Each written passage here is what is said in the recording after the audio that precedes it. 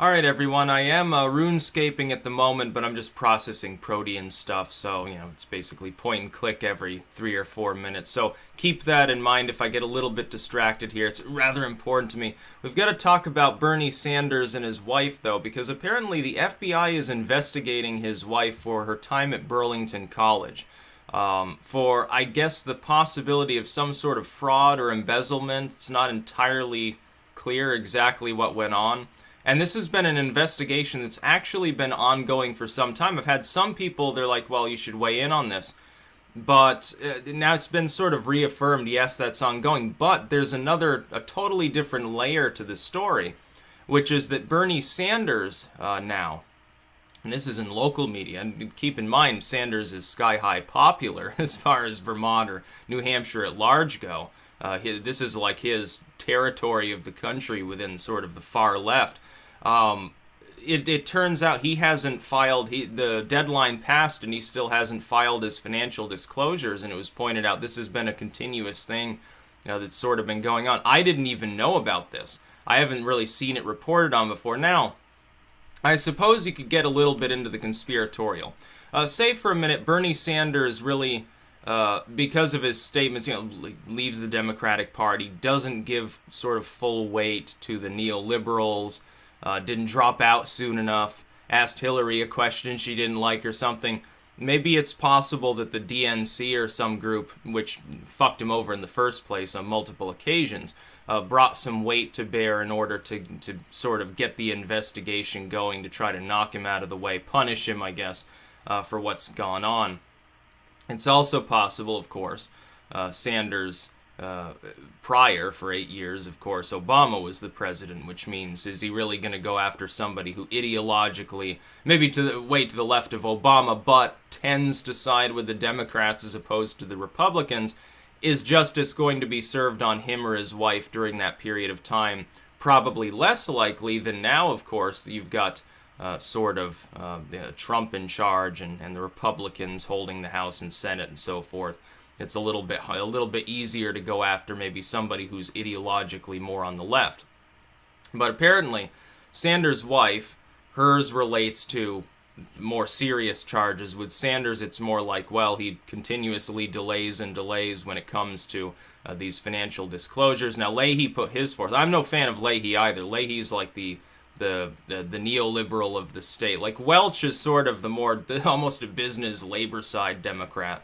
Actually used to be a lawyer, and I've actually met him before, briefly, of course.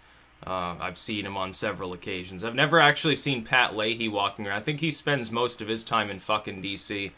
Because he prefers the rich crowd there. Sanders, you see him all over the place. See him wandering in and out of the airport. You see him at the fucking store. It's like he's inescapable or something. It's not just during campaign season either. I can kind of respect him for that. He is more populist on the level of doesn't mind being around average people. I think that's to his benefit.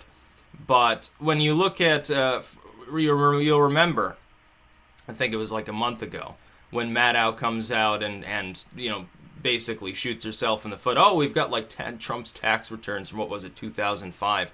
And Trump is paying 32% or something. Sanders was way, way down there paying actually a very, very small amount.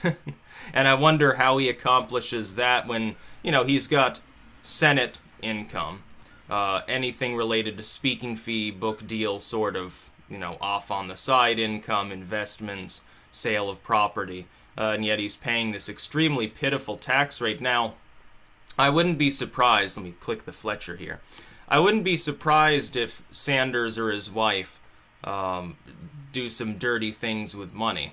Because after all, he is a socialist, and socialism means stealing from other people generally. I know a lot of people want to go full revisionist mode and say, no, it's about honesty and fairness and helping the working class. No, not really. It's not.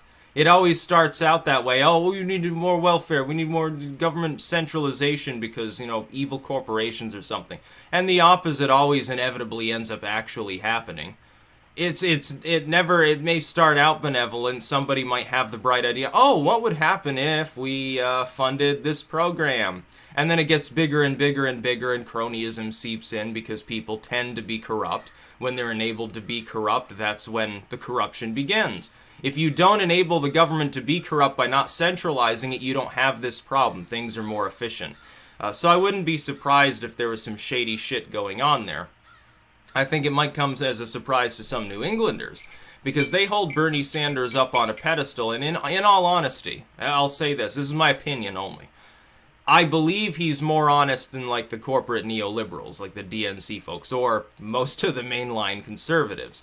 But he's still a career politician, he's still in government, therefore the assumption is there's still at least some corruption there. Even some of the best politicians, from time to time, they do something corrupt because they're enabled to do so. You know, ingratiate their own wallets, you know, get a little power that they don't really constitutionally have the ability to get under our legal framework. It's just sort of what goes on. And when it goes on at a low level, people generally ignore it. It's when it gets more pronounced that it's a problem. Like the DNC. The DNC colludes with the corporate media, screws around with its primary process, probably has people killed for being whistleblowers, and has the corporate media then gloss it over and ignore the story. And then, of course, they spin the Mo Russia crap that's still going on now. All of this is the spawn of the DNC. That's why I say Trump's just fine, because I don't believe he colluded with Russia. People saying, by the way, as an aside, unrelated to Sanders, people saying, well, Trump's in big shit now because now the never-Trumpers and the Democrats are going to take him to... They'll fabricate evidence. These same people, in some cases, were the people telling me during the election Hillary Clinton would win because George Soros, one of his allies, owned some of the voting machines. It didn't work out that way, did it? You have to have a little bit more faith in there being just enough honest individuals within government to keep that from happening. It's not invariable, but odds are Trump, in my opinion, escapes unscathed. As far as Sanders and his wife go, maybe not, because their time at Burlington College appears to have been some sort of weird financial scheme.